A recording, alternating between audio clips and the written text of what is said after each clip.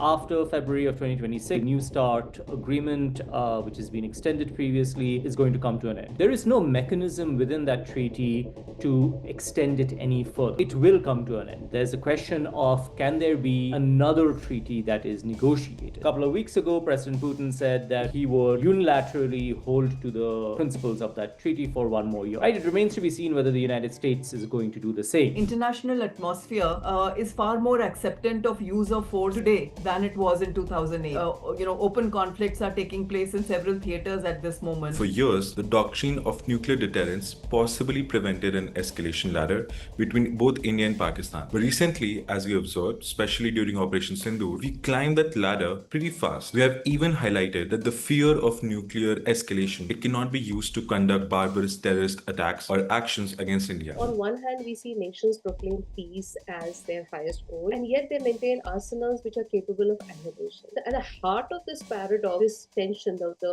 question that you pointed out, is this tension between consequentialist logic as well as deontological restraint.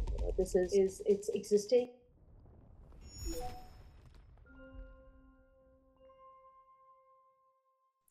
Hi everyone.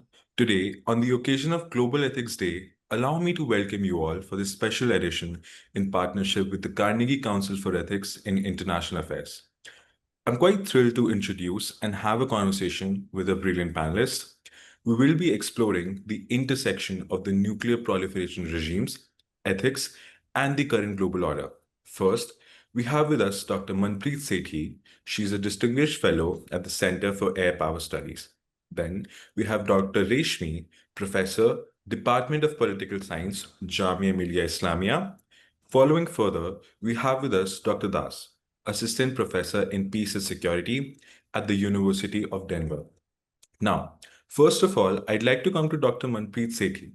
And what I want to ask you about is Operation Sindoor, in the context that for years, the doctrine of nuclear deterrence possibly prevented an escalation ladder between both India and Pakistan. But recently, as we observed, especially during Operation Sindoor, we climbed that ladder pretty fast. We have even highlighted that the fear of nuclear escalation, it cannot be used to conduct barbarous terrorist attacks or actions against India. In view of all of this, I want to ask you, how far do you think, or would you say that the theory of nuclear deterrence is still in action? Thank you, Pratyaksh, for having me, and with my dear friends, colleagues, and wonderful panelists. So you're talking about Op Sindoor and whether nuclear deterrence is still active. So yes, nuclear deterrence very much remains in play. I think what Op Sindoor managed to do was to get Pakistan to realize the limits of the kind of strategy of deterrence that it likes to follow. The Pakistani nuclear strategy, as we all understand, is about shielding themselves from India's conventional response to acts of terror that have been continuing from that country. So cross-border terror is allowed, Pakistan feels it has an immunity to do that because it now has nuclear weapons, and India will not be able to do anything in the conventional space because of the fear of escalation to the nuclear level. So that's basically Pakistan's strategy. And what Op Sindoor tried to, manage to do was to show Pakistan that this kind of nuclear blackmail, what the Prime Minister called it, will not work. That India has been able to find space at the conventional level to carry out acts of punishment against Pakistan, but without breaching the red lines. So nuclear deterrence remains at play at the highest level. But the strategy that Pakistan has followed is something that India wanted, for a long time to find a space for that. And because of the advancements that we have made in our capabilities, our military capabilities, with the kind of precision, accuracy of missiles, better ISR, all of that allowed India to make use of these capabilities, something that we didn't have, for instance, when the Mumbai attack in 2008 took place. Also, as I've been saying, the international atmosphere is far more acceptant of use of force today than it was in 2008. open conflicts are taking place in several theaters at this moment.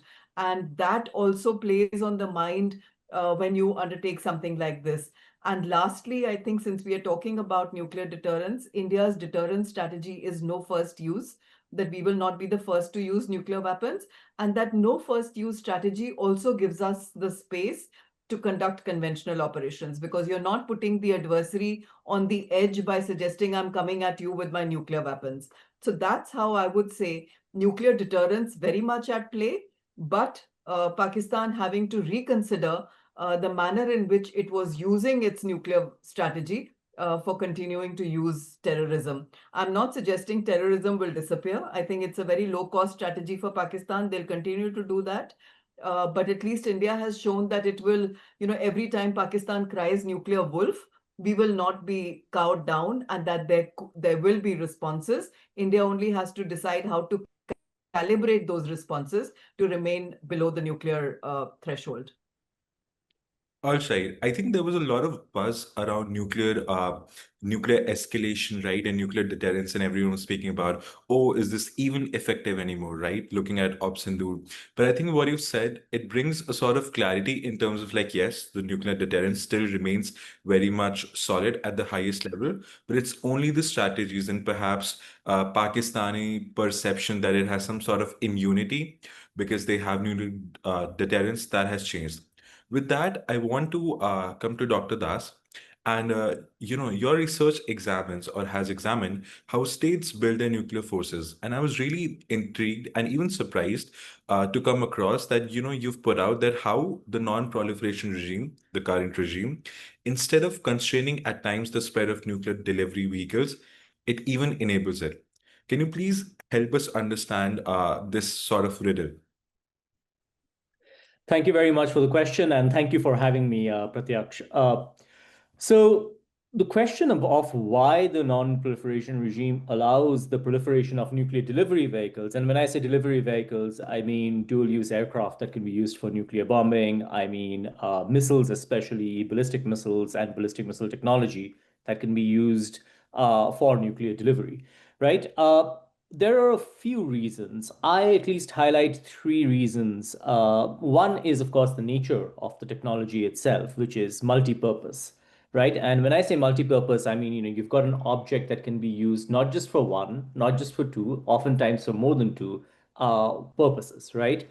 And some of the multi-purpose ways in which sort of the technology cuts itself in the world of nuclear delivery is, for example, space launch vehicle technology, right, which can be used to make ballistic missiles.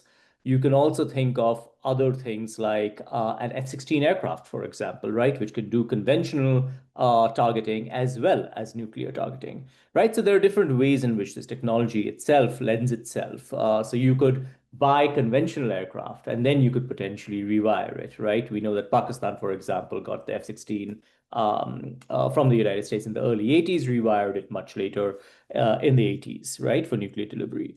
We know that some of the original rockets that were sent up into space during the 60s by the United States and the Soviet Union were, in fact, actually built as military rockets, right? They were then repurposed towards space objectives. So those things are very fluid in a sense. Second is the nuclear non-proliferation regime, and by that I mean the foundational treaties like the NPT, the Nuclear Non-Proliferation Treaty, which was signed in 1968, came into force in 1970, does not define what a nuclear weapon is, right? So, in fact, the TPNW, which is the Treaty on the Proliferation of a treaty to ban nuclear weapons, rather, does not define what a nuclear weapon is either. And so, what happens as a result is that it's often not clear what is a nuclear weapon. Is it the whole thing with the delivery vehicle? Is it the missile with the weapon on top of it that's been mated together? Or is it just the bomb itself, which by itself can't go anywhere? Right. So those are some reasons that, again, those kinds of ambiguities help states take advantage of loopholes of gray areas in the international sort of legal system.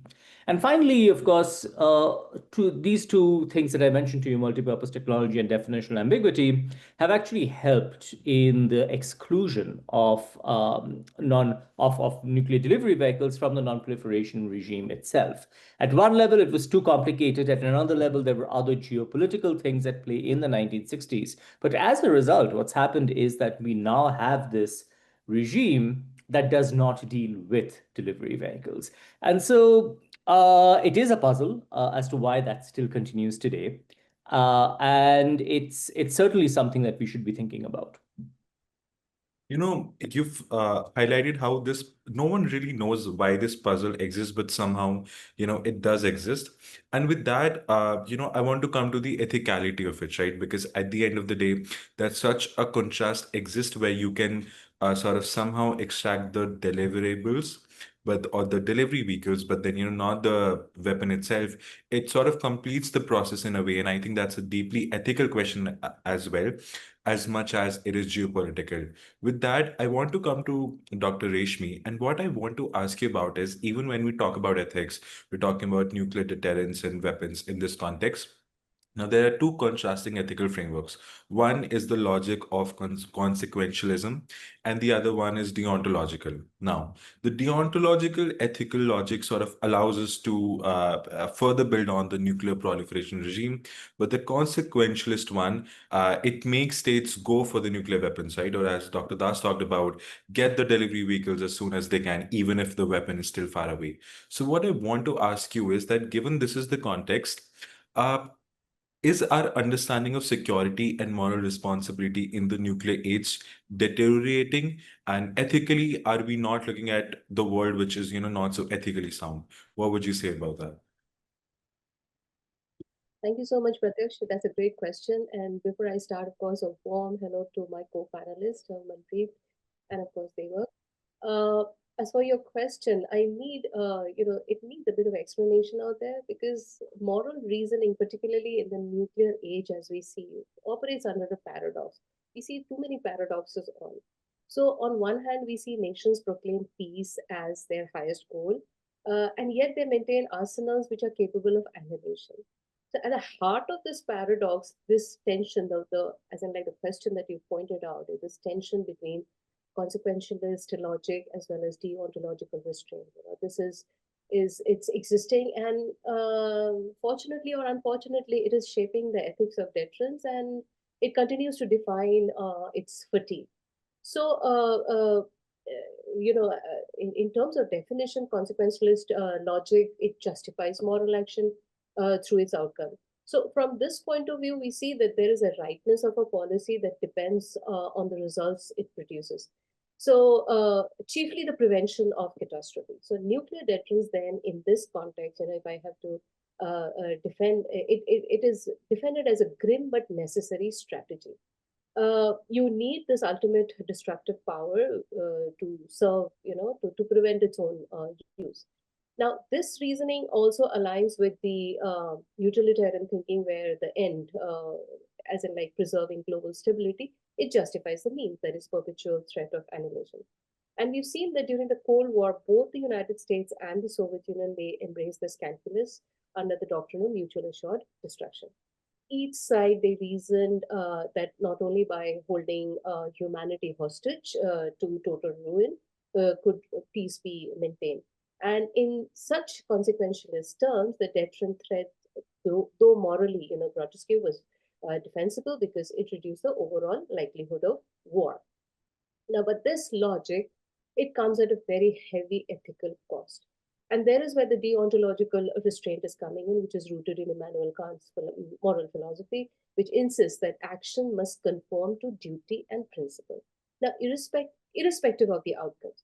Now, to threaten mass civilian destruction, even hypothetically, it violates categorical moral imperatives. Never, the point is, you can never treat human beings as means to an end and never commit acts that cannot be universalized as moral law. So by this standard, nuclear deterrence is morally indefensible. Now, the act of maintaining credible deterrent, it requires a conditional willingness to commit an act of genocide. This is what it is coming to. it's not only a violation of not merely humanitarian norms, but also the very idea of moral responsibility. So for deontology, peace secured through the perpetual readiness to perform evil cannot be called peace at all. You know? So, and this ethical conflict produces what is termed as moral exhaustion, which we are discussing at present. It brings in a wariness that stems from sustaining a system that is both rationally defensible and yet morally unbearable. And here, policymakers, military strategists, citizens alike, they have alike, they are inhabiting a moral limbo. So they accept deterrence as necessary, even as they acknowledge its immorality.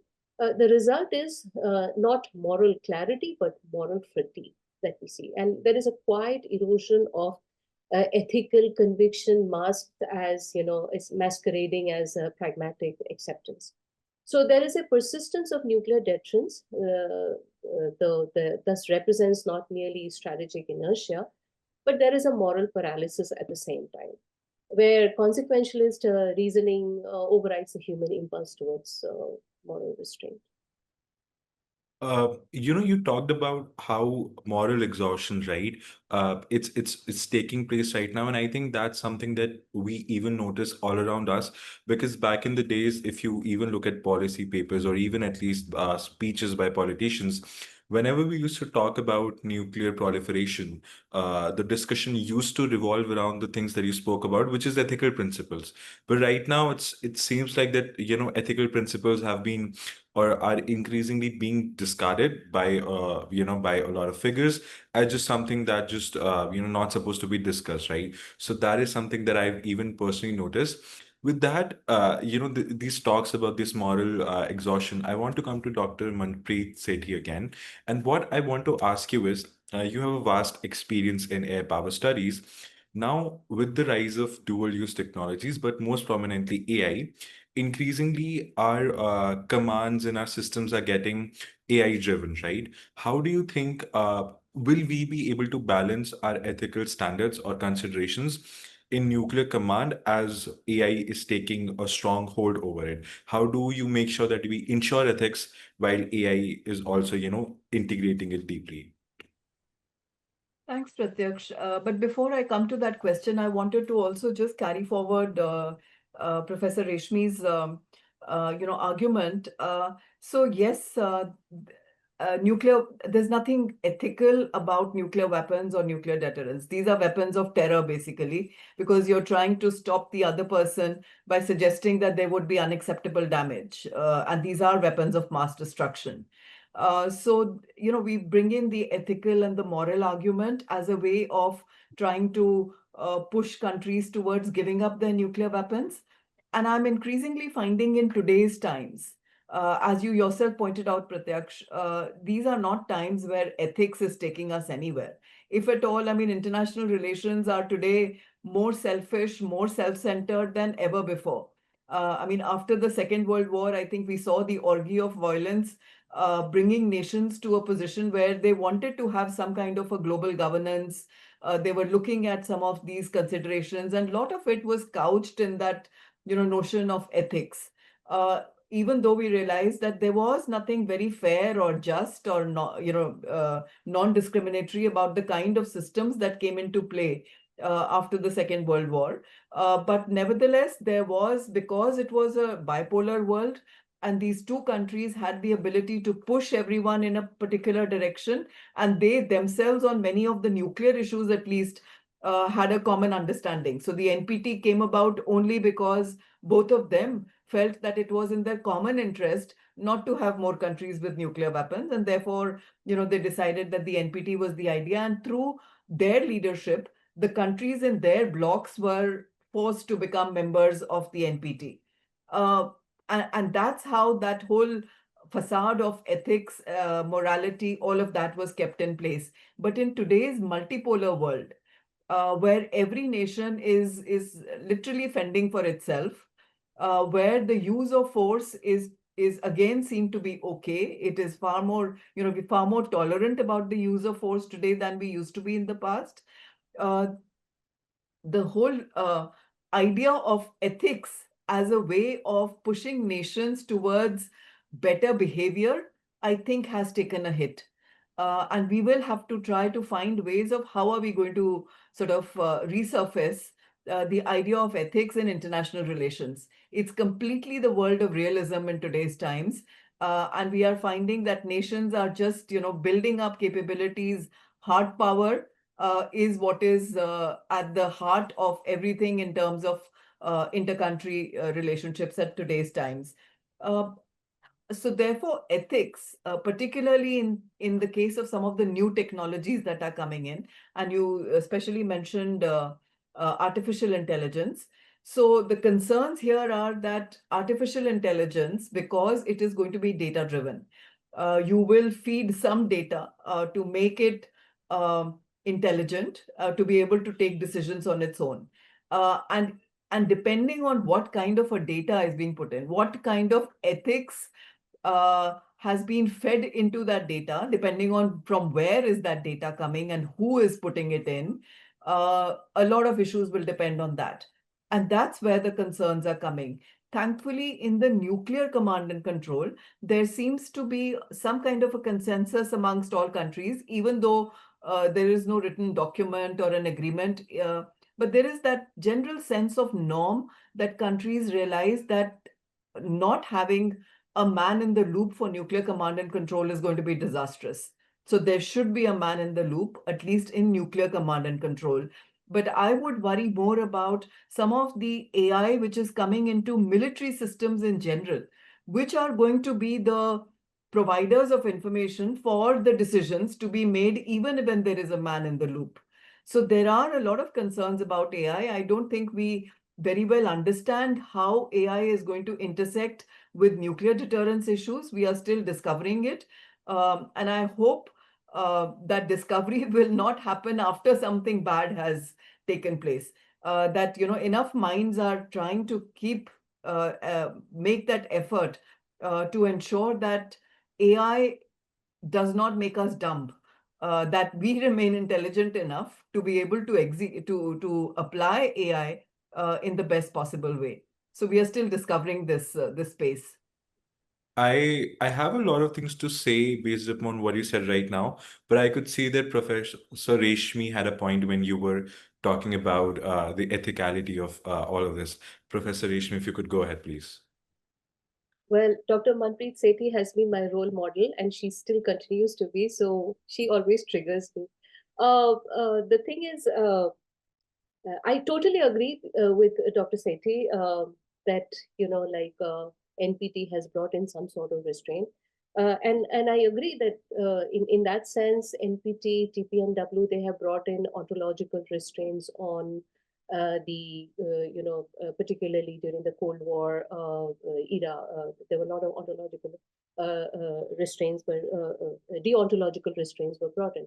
But even then, if you have to see this from the ethical point of view, deterrence still happens to be the lesser evil. I mean, like, if you have to carry this argument further, it is necessary, but yes, it's a necessary evil. It's, you can then term it as the lesser of the evil.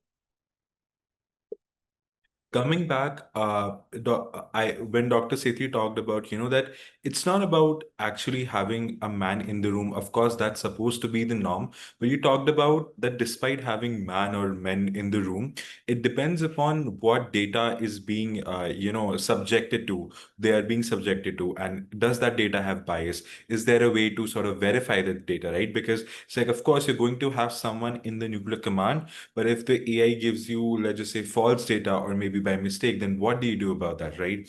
On that front, I really, as a young person, appreciate the frank discussion, right? Because that's something that usually we do not see happening at all at these days. Coming back to Dr. Das, now, because we've been talking about proliferation, right? And you told about how the regime itself enables delivery, right? If that's the case, and you even mentioned that possibly we don't know why such a thing exists, But in your opinion, do you think certain restrictions should be put on the exporters, the source from where these delivery technologies are coming in? Because they have the technology, I think they have a responsibility to not export it, even if under the garb of technological loopholes, right? Or technical loopholes. What would you say on that? Absolutely. I think there is certainly a responsibility that um, both exporters and importers have, right? For importers, it's a question of like what are the strict or in this case, currently not strict end user agreements that you have, right? Like those are something that can be addressed at the point of sale or earlier. The other thing is that there are regimes that have been created to try and control the sale of these kinds of, say, dual use or what I call multi-purpose technologies, right? So the missile technology control regime is one of them, which was created in 1987. Now, the missile technology control regime, as it turned out, basically was a very small club that had mostly Western powers when it started off, and now it's become a wider group. But at the same time, there are no legally enforceable stipulations within the MTCR, right? There's something called the Hague Code of Conduct for ballistic missiles, right? Again, not a legally enforceable regime at all. So in some senses, we are not working with a world or an architecture which is empty. There are certain norms and expectations, but these norms and expectations, states can often give themselves a free pass on, right? So, for example, the United States has given itself over the last couple of years an exception, right, to sell long range cruise missiles that can be potentially nuclear capable to Japan, to Australia, right? So a regime isn't terribly effective if I can give myself a free check every now and then when I want to sell something, right? So those are some of the things that we want to and should keep in mind as we are going forward. How can we lock up and make safer or more legally enforceable some parts of the regime, which right now seem to be just expectations? Okay. I think, putting it this way really sort of highlights the issue that as of now, all we have, or mostly what we have, is or our expectations, right? And even though as nice as these expectations might be, we need to somehow find a way to be turning them into rules or, something on that front. So coming back from this order of expectations to the conversion into rules, I want to come to Dr. Reshmi again, and I want to ask you about the recent happenings around the Iranian pursuit of nuclear weapons, right? There were a lot of expectations around the same thing as well. Now, in the sense that the international order, as of now, is trying to keep the non-proliferation regime intact, even if around Iran for now, be it with sticks or be it with carrots. How do you perceive the current efforts to prevent the nuclear armaments right now from spreading further, particularly around the case of Iran? What would you say on that? So the Iranian case, as we see it, Iran has been under sanctions since the early 2000 for its nuclear program, especially the enrichment and the uranium stockpiling on these counts, and which many states also regarded as potentially weaponizable. The JCPOA, the Joint Comprehensive Plan of Action that was signed in 2015, represented a negotiated rollback plus, verification route. It was a very important arms control measure on this front, and a lot of hope was pinned on that. And in this regard, sanctions also played a dual role, constraining supply of parts, enrichment processes, and applying pressure to moderate domestic politics. But since then, we see that the deal has been under a lot of duress. The U.S. withdrawal in 2018, subsequently the Iranian responses, and more recently, reduced transparency. There is assertive rhetoric we see, also behavior on the part of Iran, showing a lot of strategic. I mean, I would say that there's a lot of impatience on the part of Iran, as we see. So also verification efforts that has also taken it's taking a sort of backseat. IAEA inspection. Iran has not been very cooperative as it was earlier before the withdrawal from the, before the collapse of the JCPOA. So, in my opinion, I think uh, sanctions, they do play a role in delaying or slowing a country's, nuclear ambitions. And in this case, Iran does have its own narrative under NPT Article 4. It speaks categorically clear that it has sovereign right to have enrichment capability. There's another narrative that the nuclear weapon states, they themselves have not kept up their part of the promise. So it's a concoction of a lot of complex narratives that is building up, and in the process, what is happening is Iran is becoming more and more adamant. The snapback mechanisms have also not really, as I said, the sanctions, they can have an impact to an extent. It can slow down the process. It can delay the process of towards nuclear building, your nuclear ambitions. But I think, to expect that sanction can really cap or roll back or like force a country to stop its nuclear ambitions, pursuing its nuclear ambitions, I think that has a very limited role, and that is exactly what we are seeing in the case of Iran. So if nuclear diplomacy is not working, there will be a completely opacity as far as transparency is concerned on the part of Iran. And then we have 9 atomic powers. I don't think then, we will not be very wrong if we are expecting the 10th atomic power on the horizon, at least on the threshold, definitely on the threshold.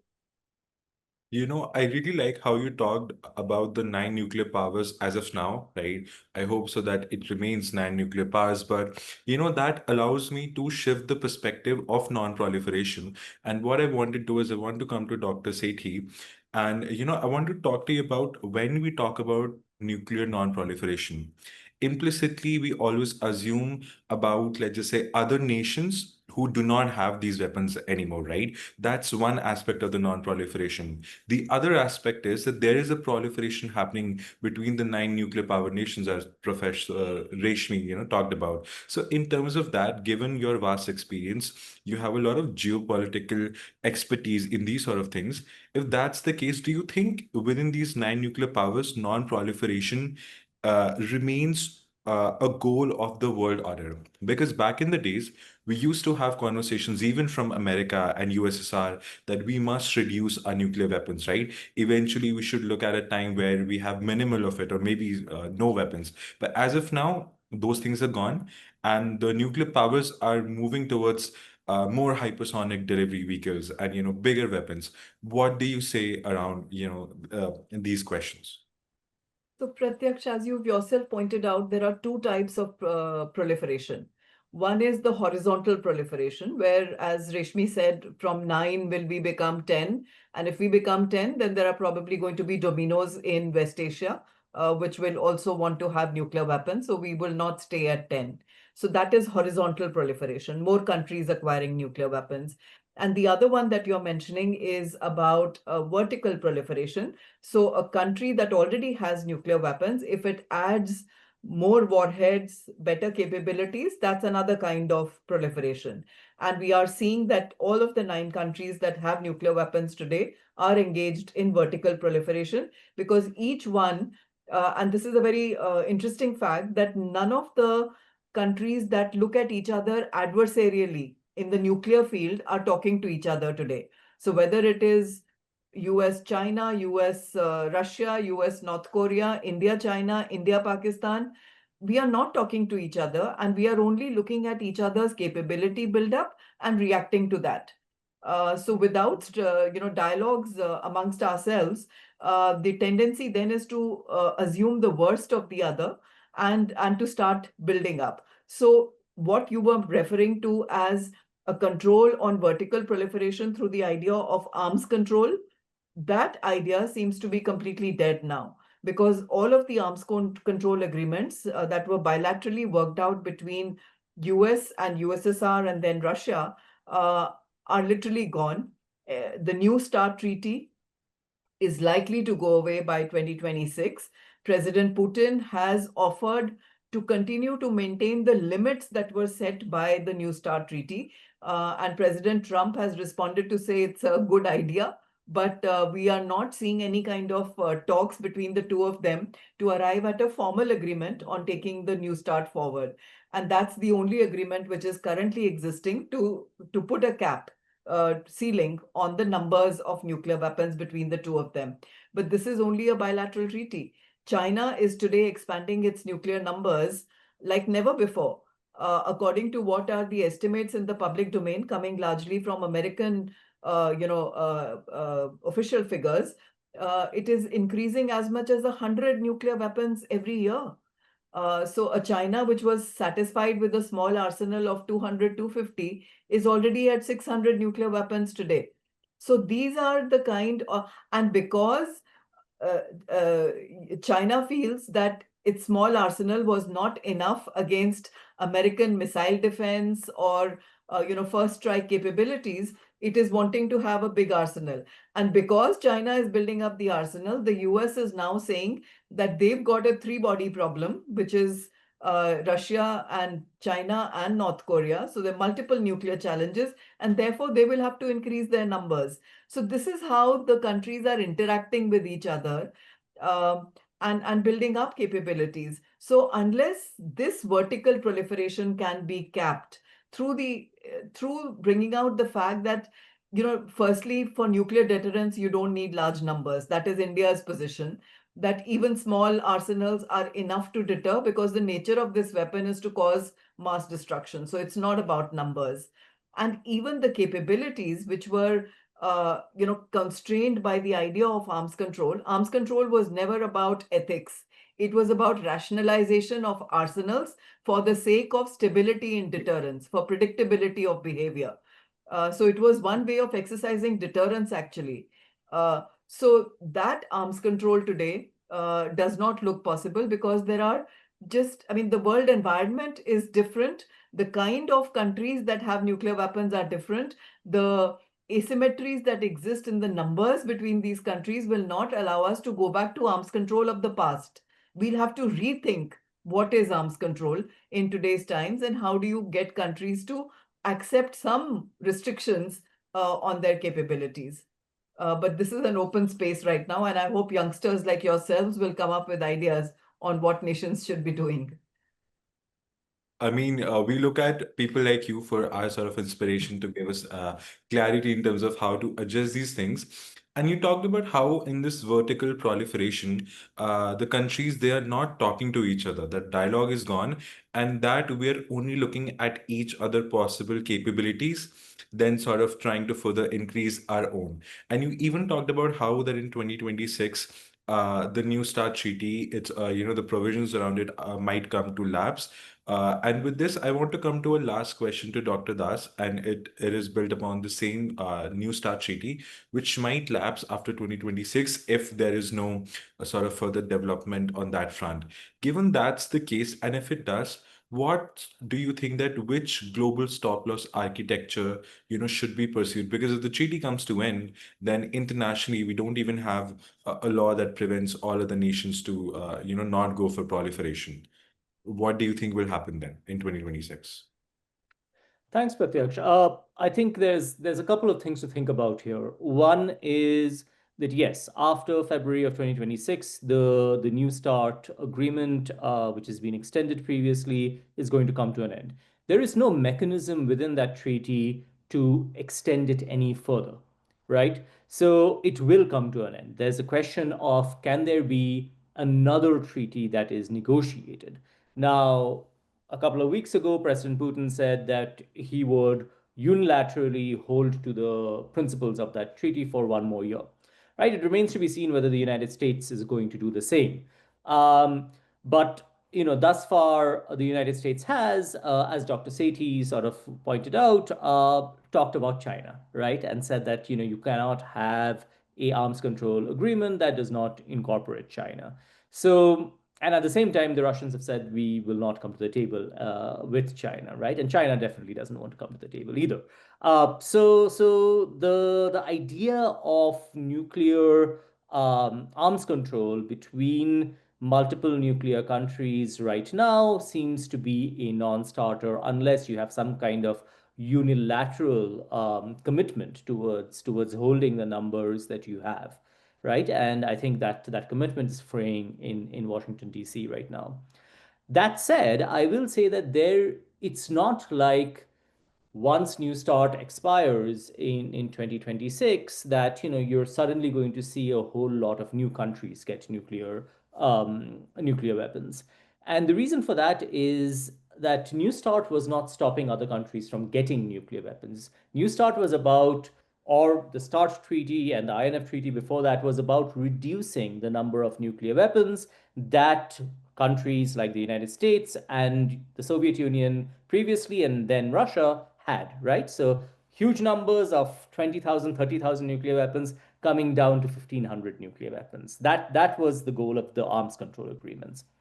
What keeps the new potentially new nuclear countries from making nuclear weapons is the Non-Proliferation Treaty, right? So there are commitments within the Nuclear Non-Proliferation Treaty that non-nuclear countries have made to not build or acquire nuclear weapons, right? That is going to continue. The NPT is going to continue despite the expiration of the arms control agreements between the US and Russia. The other thing I would keep an eye out for is the Treaty on the Prohibition of Nuclear Weapons, right? So this is a new treaty which has about close to 100 signatories right now. About 122 countries ratified it coming into force in 2016 or 17 in the UN.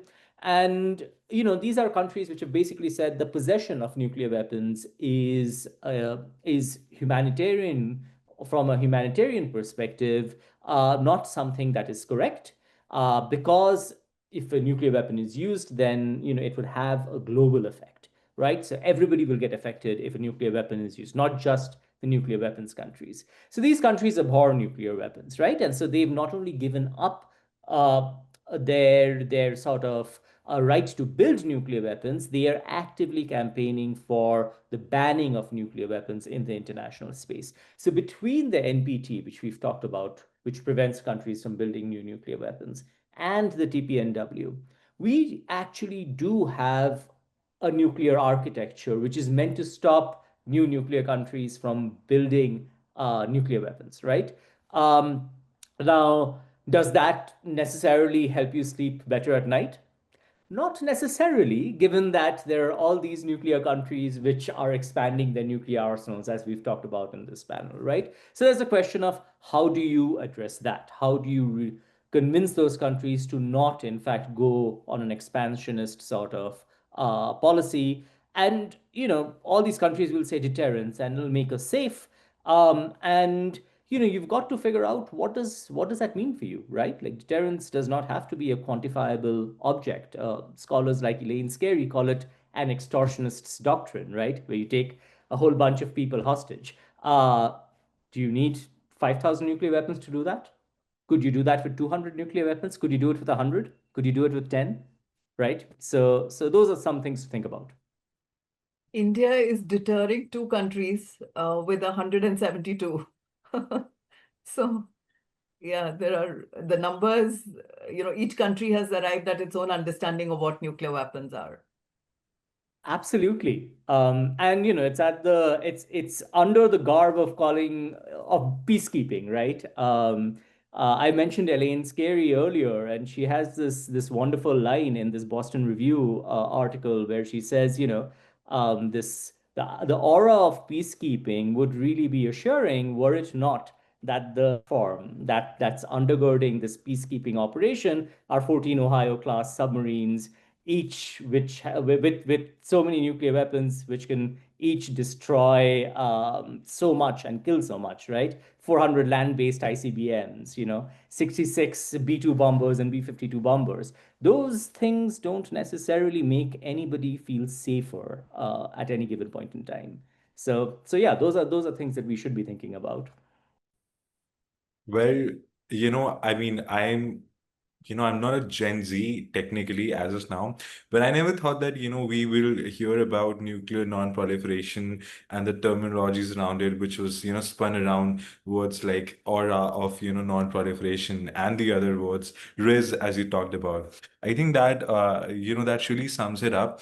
And as you've, highlighted that while the other nations are still being prevented by the purview of the NPT to acquire new weapons, but again, as Dr. Sethi and Dr. Reshmi talked about, there is no stoppage as of now after 2026 in terms of when it comes to vertical proliferation. And I think one last thing that I would draw to highlight as we come to the end of this brilliant panel discussion is that through all of your discussions, one thing that came up was that you don't necessarily need a lot of nuclear weapons if your goal is to maintain stability or peace in this world. And all three of you highlighted how India, is a shining example of that. And this is not to be, just nationalist that, oh, I must appreciate our country, but it's like the way we have been conducting our nuclear policy. It's like, yes, as Dr. Sethi pointed out, we're not only able to balance China, but even Pakistan, even a rogue state like Pakistan, given our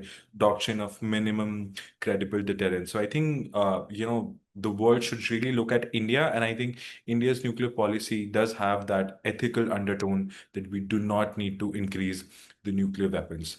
With this, I would say from my end, we come to the end of this panel discussion.